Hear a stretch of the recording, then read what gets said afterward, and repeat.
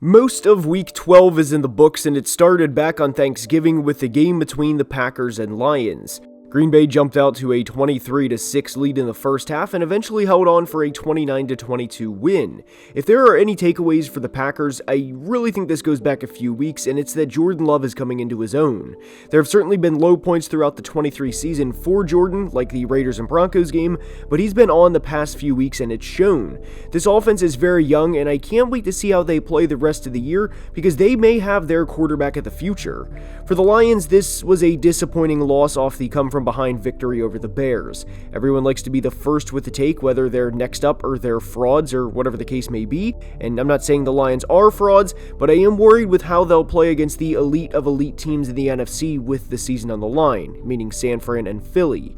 A lot of people are comparing them to the 2022 Minnesota Vikings, and I don't think they're close in comparison. I love the Lions' future, and I think they will win a playoff game this year, but I think they will be second-round exits.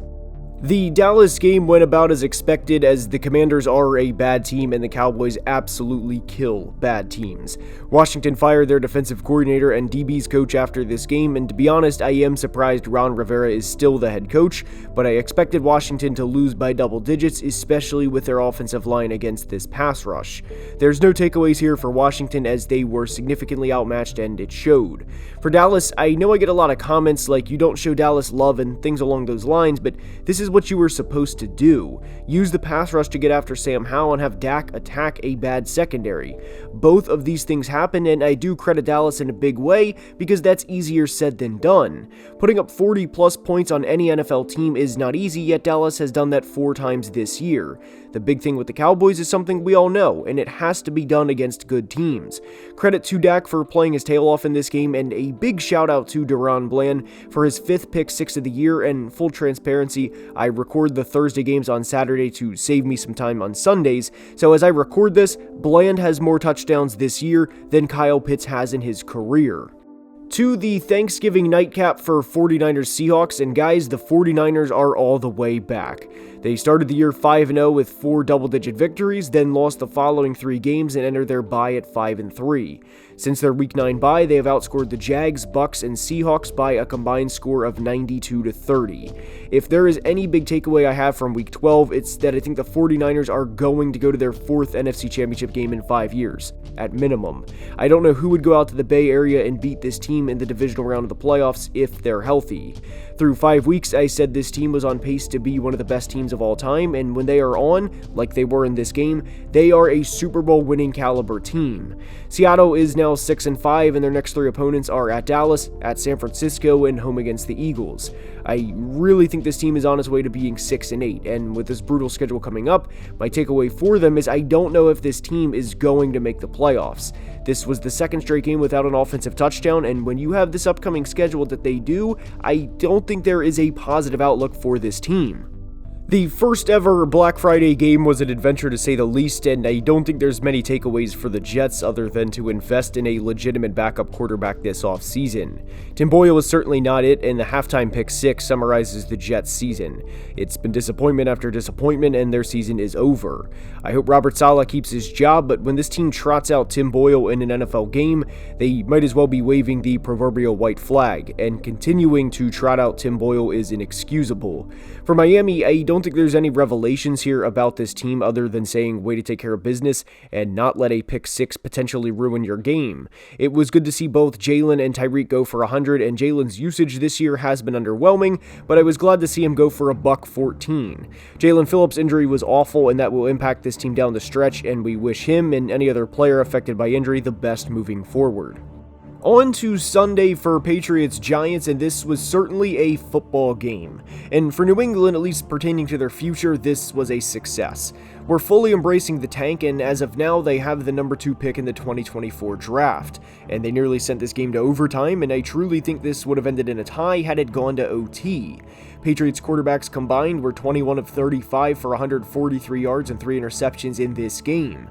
They're 2-9, and when you look at the remaining 6 games, maybe they win the Jets game, but I think this is at maximum a 3-win team. For the Giants, they did everything they could to lose this game. They won the turnover battle 3-1, 1. They only had 220 yards offense, and unfortunately for their future, Chad Ryland missed a 35-yarder as time expired. New York now has the 7th overall pick, and this was a worst-case scenario outcome for them. But shout out Tommy DeVito for the celebration after the touchdown and his old man, who may or may not be a Barone sanitation employee. To Nashville for Panthers-Titans, and Bryce Young didn't look great in this loss as the Panthers fell to 1-10 and they had just 258 yards of offense. This team hasn't put up 20 or more points since Week 6 against Miami, which was also before their Week 7 bye, meaning they've scored just 61 points in their last games. And what kind of summarized this game was 4th and 6 with the game on the line, and Frank Reich dialed up a screen. This team is lifeless, and I don't know how long Reich has left. He could be fired by the time you're watching this video, but he needs to go.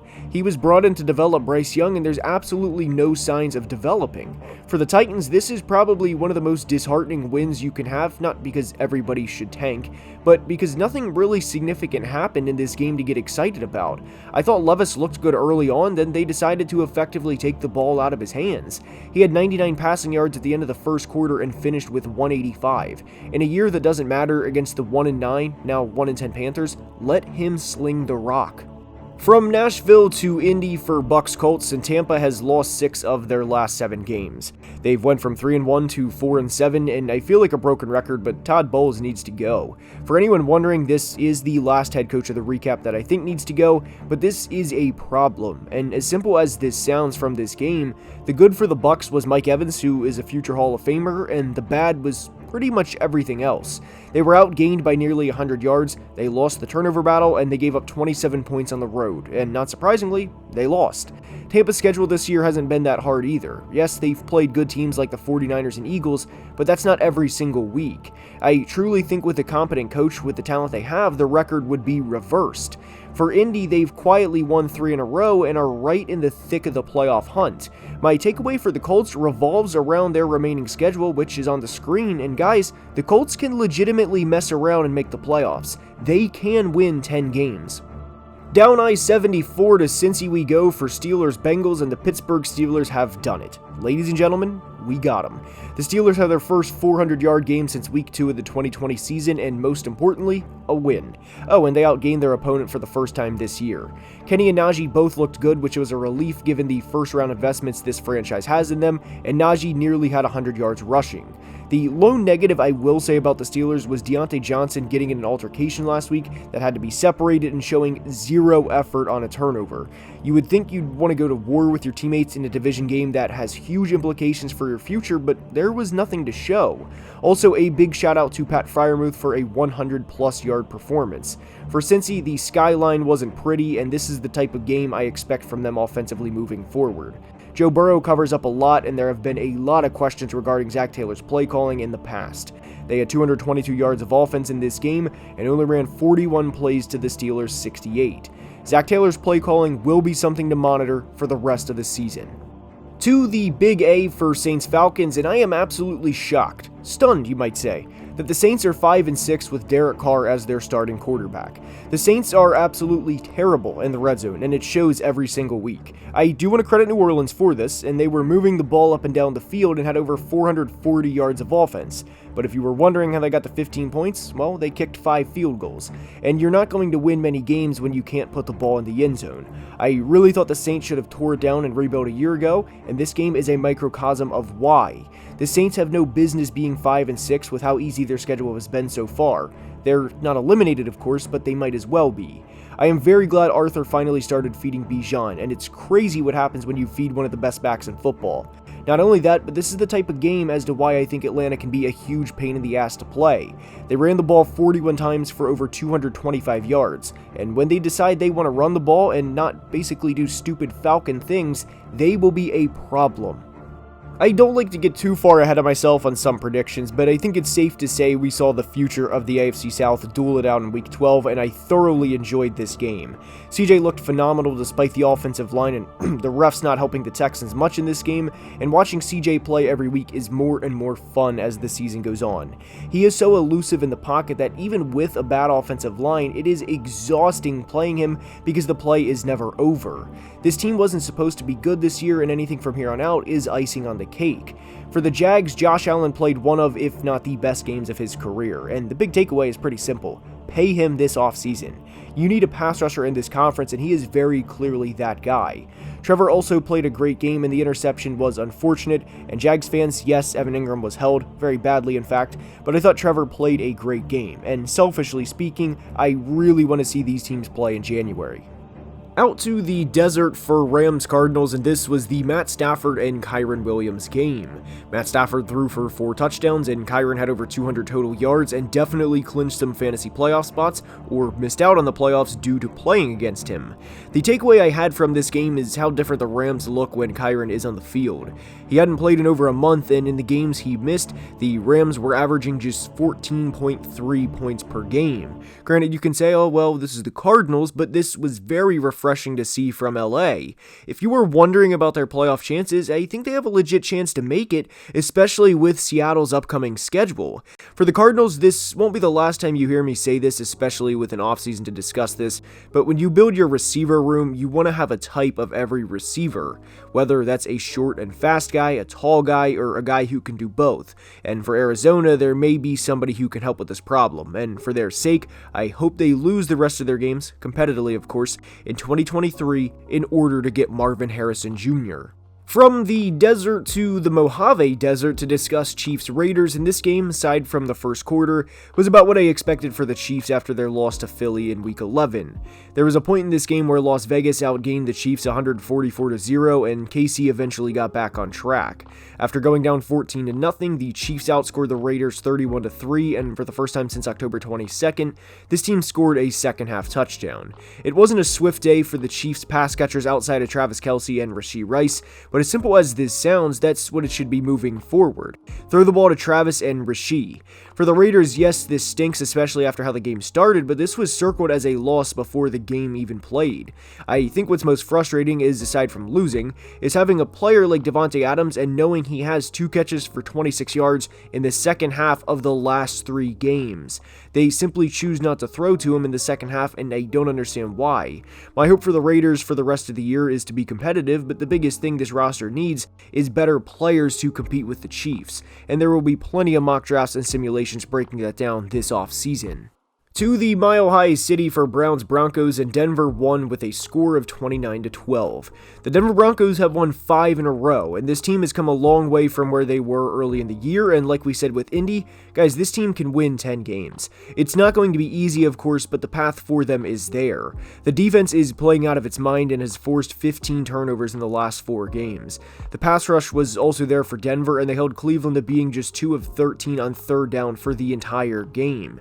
And for the Browns, guys, this is a situation similar to the Jets, and I mean this in a good way, at least pertaining to the defense, but Cleveland has worked out Joe Flacco, and whether the answer for the rest of the year is him or someone else, it is not PJ Walker. PJ was, well, awful in this game, and Cleveland has also had not just their fair share of injuries, but an overwhelming amount of injuries all year, and it was even more amplified during this game. Move on from PJ Walker and try and get as healthy as you can for the rest of the year. The game in Philly was one to remember as Philly won in overtime 37-34. Jalen Hurts had 5 touchdowns in this game, and the Eagles ran for over 180 yards as a team and improved to 10-1. I think what's most impressive about the Eagles so far is they're 3-0 in the worst part of their schedule. Their lone loss, as hilarious as it sounds, was to Zach Wilson and the Jets. I know this will be brought up, so we might as well address it. Yes, I do agree the Slay non-call in overtime was bad, but Buffalo wanted to kick a field goal. That play did not impact the drive. The A.J. Brown catch at the end was going to be ruled whatever they called on the field, and when the game moves as fast as it does, especially in person, I don't think it's a surprise they ruled it incomplete. And for Buffalo, if you want to be pissed about this loss, you had 19 seconds in the fourth with Josh Allen to try and make something happen against a known weaker secondary. Josh can throw the ball from Buffalo to Philly, and why not throw it at least deep one time in regulation? With a timeout, by the way. And I think this game summarizes the 2023 season for Buffalo. They're so close to winning, but can't quite finish the job. And I think we need to have a conversation about their window with this core group of guys being over. Not Josh, of course, as he's only 27, but for the aging guys that are north of 30. And on that note, that will be all for the recap. I hope you enjoyed, and if you did, please like and subscribe. It's only about 28% of people watching are subscribed, and is very much appreciated. Please follow on Twitter as well, and until next time, please be safe and have a great day. Love you guys.